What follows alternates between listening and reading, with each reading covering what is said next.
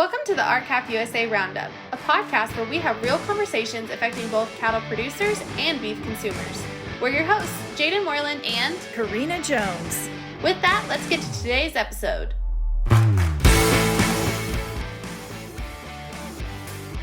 This episode is sponsored by Grossenberg Implement Incorporated. Founded in 1937, the Grossenberg family works to successfully maintain the core values of their generational business while progressing in the industry's innovations, with an emphasis on customer services and community patronage 4 generations later. Visit their website, grossenberg.com, or visit one of their 9 locations across Wyoming, South Dakota, and Nebraska. You also can find them on Facebook, YouTube, and Twitter. Thank you, Grossenberg Implement, for being a 2022 convention sponsor, and thank you for your support of RCAF USA. The dairy industry has long been a staple of American diets in rural America. But much like their beef counterparts, the dairy industry we once knew is quickly disappearing. Today we visit with Deborah Mills of National Dairy Producers Organization and discuss consolidation, cattle industry policies, and checkoff programs. Welcome back, everyone, to the RCAF USA Roundup. We took a little hiatus there, and we are so happy to be back. We have a great episode laid out for y'all today. Deborah with National Dairy Producers Organization, welcome on. It is a pleasure to have you on, and I am excited to learn your perspectives and just learn a little more about the dairy industry in general. So why don't we just start with a quick intro. Tell us about yourself, where you're from, your operation, and just your life as a dairy farmer. Well, thank you, and it's great to be here with you. Well, I became a dairy farmer when I married my husband, Kent, in 1989. And we started buying our own dairy cows that same year. So we farmed with Kent's parents for 19 years, building our dairy herd. And then in 2008, we purchased our own dairy farm and expanded to 270 cows. We have 3 daughters, 2 are married, and we have a wedding coming up in the fall. And we have 3 grandchildren and expecting another one next month. So we're super blessed and very excited. I'm in Southeast Minnesota, Lake City. Our dairy is just a little bit north of Lake City. I was born and raised in Florida, and so I met my husband in college, and being the romantic guy that he is, that it was easier to move me than the dairy cows. Well, that's a big change. It is. It took a while to learn how to dress, I have to admit, but I've got it figured out and dialed in, and so we're good. And it is a beautiful area. I really enjoy living here, and but I do miss the South. I do miss the South. So, were your family members or anything involved in any kind of agriculture, or is agriculture totally kind of new to you? The closest thing that my family came to agriculture was my great-grandfather was a butcher. That was his career. And then at one point for a few years, in the 1950s, they owned a orange grove. But other than that, no. Very interesting. So you got the shock of Minnesota and then the shock of agriculture all at the same time. Well, I went to college for agriculture. It was a career choice for me. I always knew that that's what I wanted to be involved in. I just didn't really, at the time, didn't know in what capacity, but so here we are. Yeah. Very cool. So what kind of kicked this podcast in motion was your organization joined alongside RCAF in this MCool coalition, which we'll go back to that later, but just kind of give us an overview of the National Dairy Producer Organization and your position within that organization. Well, NDPO's number one priority is dairy producer profitability for sustainability. So we're working to empower dairy producers to work with their hired cooperative management to balance the marketplace demand with a profitable price for the benefit of the member owners. And NDPO is excited to support the work of RCAF is doing with the American Beef Labeling Act, and then also working with the Organization for Competitive Markets on checkoff reform. I serve on the NDPO board of directors. I was 3 years as secretary, and then last week I was elected chairwoman. Excellent. Well, we're always excited to broaden our foundation of coalition strength and having the dairy industry alongside to work on cattle industry issues and just even issues that affect agriculture in general is really important to us at RCAF. So we appreciate the work that you guys do from your organization as well. And like the beef industry, the dairy industry has seen a lot of changes. And so talk to us about the changes you and your husband have seen in the dairy industry since you came to Minnesota and embarked on this adventure. Well, we've witnessed the loss of tens of thousands of family farms and ranches, and our independent milk producing infrastructure has given way to the rise of concentrated corporate milk making enterprises, and the milk processing infrastructure is increasingly becoming vertically integrated by way of farm credit system and government regulations. So NDPO is concerned about forced compliance for market access using the National Dairy FARM program, the RFID tagging, climate change policies such as mandating manure digesters. The most consistent issue is basic supply and demand economics. The milk supply in excess of profitable marketplace demand is plaguing the family dairy farmer with unprofitable milk prices and financial destruction. So in reality, though, that no milk buyer, including the dairy farmer-owned cooperatives, is going to pay more for it than it has to in order to get the milk that it needs. So when supply exceeds profitable marketplace demand, the milk prices will generally be less than it costs to make the milk. That's interesting. Let's continue down that line of issue there. Because a lot of the issues that you face on your dairy cattle side are parallel to what we see on the beef cattle side, one of those being that consolidation of the dairy industry. So talk to us about what consolidation in your industry has done to the family dairy farmer. Well, the consolidation of poultry, pork, beef, and now dairy has been going on for decades, and this is being accomplished through corporatocracy. Currently, the world is in this rapid push towards corporatocracy, a system and a society that's governed and controlled by corporations. And the traditional family farm structure that was a localized, sustainable system for the community and region. But the economies of scale model of agricultural production is what has driven out the family farms. So in addition, we have all the mergers of the corporate food companies to fewer than a handful of companies that process and manufacture the food in the grocery stores, also has contributed to the loss of family farmers, rural communities, and independent businesses. We all have paid a high price for this current nationalized corporate food system. The corporate food system has consolidated beef, pork, and poultry production and processing. Dairy processors are in the last stages of consolidating dairy producers through the implementation of the Modernizing the U.S. Milk Pricing Proposal from the International Dairy Foods Association by contracting directly with producers and bypassing the cooperatives. So from an independent family farm system to a corporately owned integrated system where family farmers are merely a serf for the corporation. This is not the system of food production we should want.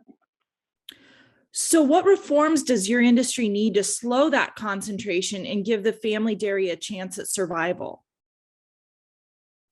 Well, the National Dairy Producers Organization supports an overhaul of the milk price discovery to better reflect the true value of milk on the farm.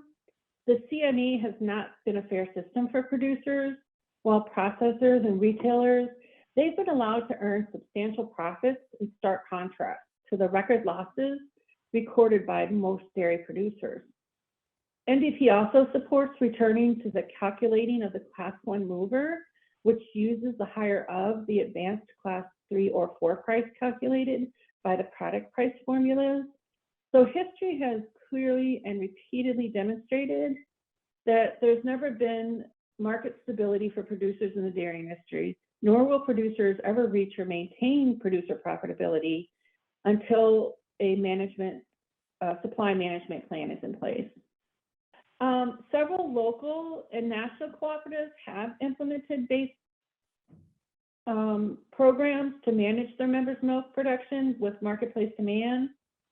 And the other issue is also, NDPO is also working on correcting deceptive milk importing practices, as they've created an oversupply by displacing U.S. produced milk with imports, which has resulted in the dramatically negative impact on the value of all the domestic milk produced in the U.S.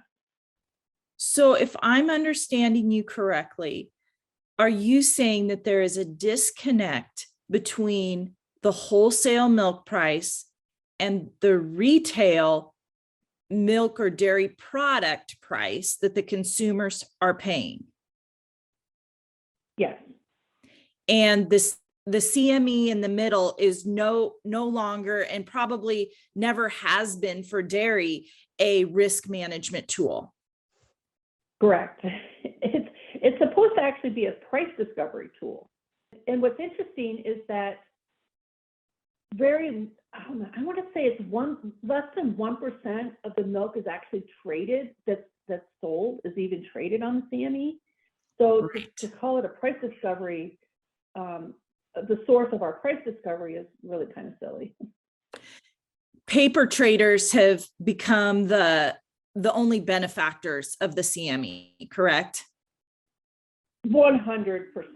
What frustrates me a lot about the CME is how they can manipulate the prices, and how speculators can come in and drop your market or increase your market, but usually it's drop your market, because those milk buyers are trying to buy that milk for as little as possible.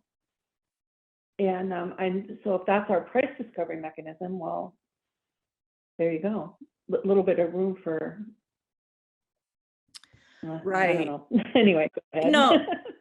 No, I completely agree. I completely agree with you. And it's the exact same thing we face on the beef cattle side. And so it's just interesting to help broaden that context that beef, it's not happening just in the beef sector. This is happening more broadly, and you're giving a voice to the dairy industry concerning these same issues. And so I hear you completely. And I think those above us that make the rules and regulate the rules need to hear both of our sides, because it's same song, different verse. Absolutely, yes. So Deborah, earlier on, you made a quick mention about another issue that NDPO is, got on their radar, focusing on, and that's the RFID issue. That issue gained some new wheels under it this week, with the Office of Management and Budget giving a green light for the USDA to go on with an RFID mandate rulemaking. How is the dairy industry going to be affected if there was an RFID mandate? How are they going to respond to this rulemaking? Well, the discussion that NDPO is having about the RFID tagging is that it's eventually going to be used as a way to possibly restrict market access. Do you see a mandate on RFID being a way that your milk buyers can have more information about your side of the market and giving them even more leverage in the marketplace? Yes. And that's how we feel about on the beef cattle side. It is completely a leverage mechanism for our packing sector that controls 85% of the beef supply. Mm-hmm. Yes, that is definitely a concern. So switching gears, let's talk about the checkoff situation, because the dairy industry is super unique. I think they are the only industry that pays two checkoff systems, the dairy checkoff and the beef checkoff. So tell us about the issues you see with the dairy and beef checkoffs that really frustrate you. Okay, I have a story from my friend, Jonathan Buttram, and he's the president of the Alabama Contract Poultry Growers Association, and he's also a board member of the Organization for Competitive Markets. And he says that this is the golden age of poultry. Chicken consumption has hit an all-time high, outpacing beef, pork, and turkey. According to USDA estimates, beef was being consumed at 84 pounds per person per year in 1985, the year that the beef checkoff began. Then in 2022, that number dropped to 58 pounds per person. Chicken consumption, on the other hand, is up from 40 pounds in 1970 to 100.6 pounds per person per year in 2022, all without the help of any checkoff program. Chicken has overtaken the consumption of beef for many reasons: dietary trends, price, availability, many factors play into that role. But it's also noteworthy and worth further discussion. The consumption levels of milk, beef, and pork have fallen since the checkoff programs were each instituted.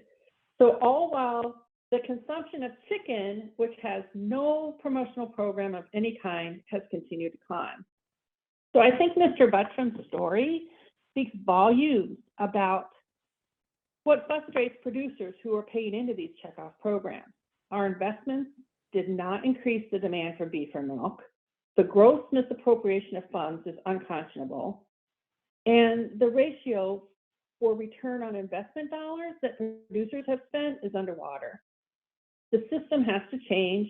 Accountability and transparency are key to righting the wrongs in this current USDA program. And NDPO is working in partnership with RCAF and the Organization for Competitive Markets to right these wrongs. So we're just going to say it louder for the people in the back.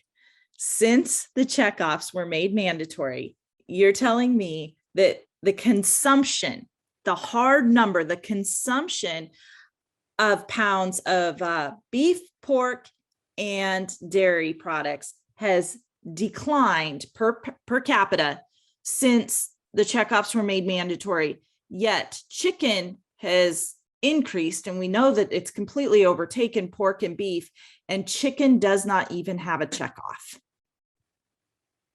They do not. Wow. Unbelievable, isn't it?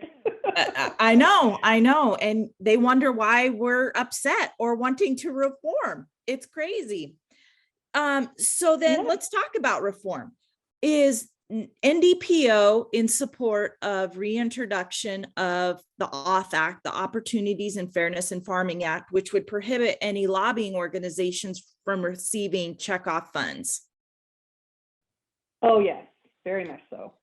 Right. You know, you and I, as producers that pay into those checkoffs, if the money is truly meant for research and development and marketing, why aren't we getting the money into the hands of researchers and marketers?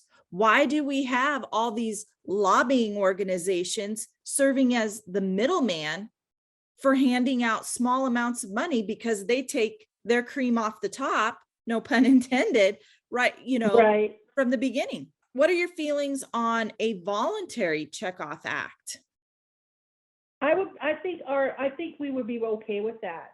You know, it should be voluntary because that naturally holds the checkoff people, management people accountable, because if they're not producing a good return on our investment dollars, we're going to vote with our investment dollars and say, we're going to defund you. Mm-hmm. Or I'm going to defund you. But if they're doing a good job, then I'm more than happy to invest in my future. I'm more than willing to invest in my future of being able to sell my commodity or to sell my product, that the consumer is going to purchase my product. The last couple of years, we're seeing this, this voice, I guess, undertone come out of the USDA in Washington, D.C. saying, we want to help strengthen local food systems. So what better way to help do that than to make the checkoff voluntary so that people like you and I can invest our marketing dollars in local food systems. Perhaps there's a dairy co-op in your area that, sends milk to a cheese plant. Why not help them market the local cheese? You know, same thing with the beef side. We've got so many producers that are, you know, trying to get into the niche market of basically pasture to plate beef. Let them keep their marketing dollars so that they can market their beef how they need to in their area. Yeah, that is the one thing, is that, you know, farmers, I know that sometimes we do some promotional things, and we want to have, like, say, you know, buy milk to be served at our function, and we go to our checkoff board and ask them to fund that, and they tell us no. It's like, what do you mean? No. But that's how it works. Wow, I know. So definitely an area of industry issues that we're both working on strong reforms. And I say strong reforms. We don't have time to tiptoe around this issue anymore and continue investing dollars that you and I cannot afford to into a marketing program that is failing the investors. Well, in many instances, it's not only failing the farmer investors, but in some instances, these programs are actually working against the farmer. And so that has to be addressed also. I'm glad you brought that up. Let's go down that rabbit hole a little bit, because I think you and I both have examples of how our checkoff money works against us. And I'll go ahead and start on the beef side. The beef checkoff, they market imported beef the same as beef raised in Minnesota or Nebraska or, you know, domestically. And so I am throwing money into a pot that promotes Brazilian beef the same as mine. Yeah, that should not be happening, for sure. An emerging trend in your industry is the use of beef semen and embryos in your dairy cows. So just out of curiosity, is that something you guys do on your farm? Yes, we do use some beef semen in our dairy cows. Most dairymen that I know started to use beef semen out of necessity to cut costs for the dairy, and it was a strategy promoted by the semen companies. So the logic behind this is that your heifers have your best genetics, so you breed them to the sex semen, and then these calves are your replacement stock. Since you don't need a replacement calf from your milk cow, you simply just need her to have a calf for her next lactation. The math just works. So the average price dairymen are paying for a dairy bull is $38, and beef is $10. And the average conception rate is 2.5 breedings. So say you breed half of your 200 cows using beef semen, you would be saving $7,000 a year using a $10 bull on those bottom 100 cows. And then, so, you know, that's kind of why it continues on. And the dairy beef growers, they liked the strategy because the marketplace gave them a better price for the dairy beef crosses. Do you all on your operation grow out your own calves? No, we don't. We sell all our bull calves and beef crosses to a grower. Would you agree that mandatory country of origin labeling on beef would put more money in that calf pipeline that could come back to you as a calf producer for those dairy beef cross calves? Yes. The grower does give us a little more money for that beef cross than he does for the Holstein calves. But he also gives us a little more money for if he gets a brown Swiss or a Jersey. So even those colored dairy calves are bringing a premium over a Holstein. Mm-hmm. But just getting more money just down the pipeline into, you at the beginning of being the calf where the calf is born would be helpful. Right. Well, yeah, so it would help anyone. Well, that's great perspective. So I do want to go back to your mandatory country of origin labeling with in the frame of the dairy industry. Talk to us about MCool in the dairy, like with dairy products and all that kind of stuff. So from the perspective of the dairymen, we should not allow milk protein concentrates to be imported into the country, which is then used in the production of American cheese. So the loose or non-existent standards are providing a free pass for the country of origin labeling on all dairy products imported into the U.S. The continued importation of concentrated milk products and ingredients has displaced the use of U.S. domestic milk production by as much as 10%. NDPO is calling upon Congress to enact mandatory country of origin labeling policies for all dairy products being imported into the U.S. Which identifies the product origin, classifies for import tariff purposes, milk products, milk components, other milk ingredients, including the milk protein concentrates, casein, caseinite starters, and the mixed milk products. So I have another question relating to dairy products. So there's a lot of alternatives that are gaining popularity in the grocery store. So what effect has the almond milk, the oat milk, cashew milk? I mean, I could go on and on, it seems like, of all these different alternatives. How have those products affected the dairy industry as a whole? For a short time, they gained in popularity, but I did read this morning that the sales aren't as good as they were, and even the Beyond Meat product is declining in sales. That company's stock has decreased quite a bit. So I think while it was kind of a new fad that people bought into, it's proving out to be a relatively short term.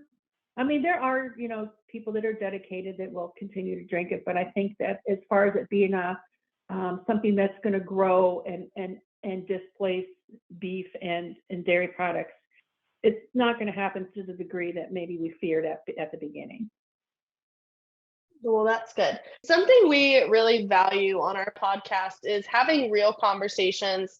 And so if we don't get some reforms in place, what do you see as the future of the family dairy? What is the future of rural America as a whole? Well, a transformation from the corporatocracy system that's filled with bureaucracy and corruption would certainly favor family farmers and ranchers. We are seeing investments in the redevelopment of the local food supply chain, which will provide family farmers with increased market access opportunities in their communities and regions. And the economic vitality of America's rural communities can be restored by filling the need for independent processors. I've been saying for a couple of years now, if there is ever an investment, a ground floor investment opportunity, building an independent processing plant is it. I mean, there's meat, dairy, wool, seed cleaning, there's stone mills for grain, small and mid-sized canneries are examples. The rebuilding of the local supply chain and reconnecting independent producers with independent processors and independent retailers is what I'm very excited about. The work that RCAF, National Dairy Producers Organization, and the Organization for Competitive Markets directly supports the American producers of food, fiber, and fuel. And I want to encourage everyone listening today to financially support these great organizations that are supporting you. I have another question, and I don't know, we might not want to put this in there. A lot of beef producers, like, they change up their operations of like, okay, they try and feed cattle for a while. If that doesn't work, they go back to cow-calf. What alternatives, I guess, do dairy farmers have to kind of like try and bring more income to their operation, I guess? Like, what do you see as, dairy farmers struggle? What do they add to their operation, or, how do they change it up? Okay, there's two avenues that the first avenue is you definitely don't want to increase your volume, because that just adds to the milk that's on the marketplace that there isn't a home for already. So the two avenues that you can increase your margin on your farm is, number one, with your milk production, high quality milk, low somatic cell count, higher components, which means high butter fat and higher protein levels in your milk. The other way that you can increase your income on your farm, dairy farm, is to direct sell your meat to the people in your local community, and that's actually what we do. We use our cull cows. So generally, we very rarely do we sell a cull cow into the supply chain. We usually have them butchered, and then we have retail customers that really like our beef, because what we do with that dairy cow is we have the entire cow ground into hamburger. So people love the taste of our hamburger because they're getting all the premium cuts in that hamburger, and people are definitely appreciating that. So those are the two areas: increase the components and quality of your milk, and direct sell your cull cows, or if you raise steers. So, and then kind of expanding more on that direct sale. So, I mean, we have direct sale of beef. Are you seeing more dairy producers go to, making their own cheese, or, kind of direct sale of dairy products, I guess? Are you seeing more of that? It's very difficult to make cheese and direct sell it, because there's so many regulations on animal food. So you would have it, and it's very expensive to build. It's very expensive to build a processing plant that you could retail out your product.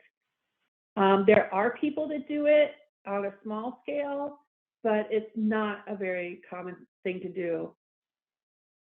So yeah, I don't know if that answers your question. No, it does. I was just curious. I've never really thought about that until we just brought it up.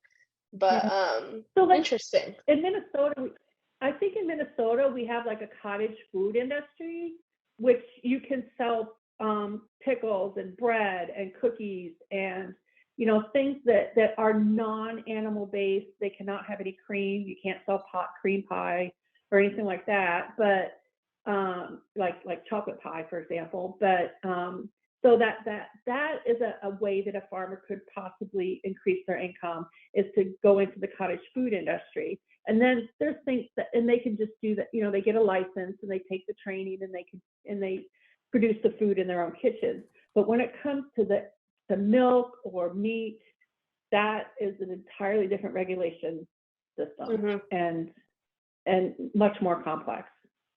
Okay. So as we wind down, we always ask our guests on our podcast, and we're going to have a follow-up question after this one this time. What is your favorite cut of beef, and how do you like it prepared?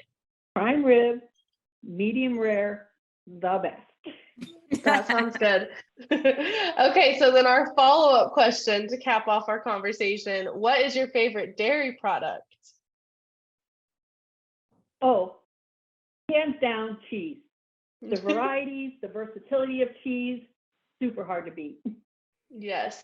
Okay, well, Deborah, do you have anything else to add, or Karina, do you have anything else to ask? No, I just want to thank you for the work that you're doing, and it's with RCAF and the podcast, and it's just been really fun to visit with you all today.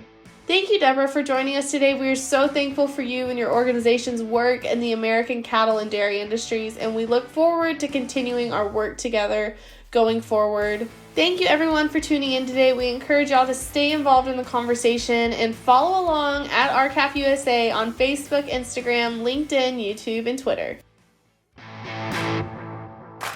Thanks for listening to today's episode of the RCAF USA Roundup.